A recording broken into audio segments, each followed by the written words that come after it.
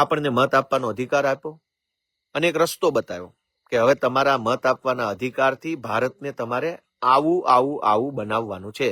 આવું એટલે કેવું? એ બંધારણના આમુખમાં લખ્યું કે ભારત એક બિનસાંપ્રદાયિક, સાર્વભૌમ, પ્રજાસત્તાક, લોકતાંત્રિક દેશ બનશે. હવે દેશ તો આપણે બનાવવાનો હતો, મત આપી આપીને. જેમ કે ભગવાન આપણને આશીર્વાદ આપે કે ભાઈ ગોપાલભાઈના હાથમાં જાદુ શક્તિ આપી છે, આમ હાથ કરશે એટલે જાદુ થશે.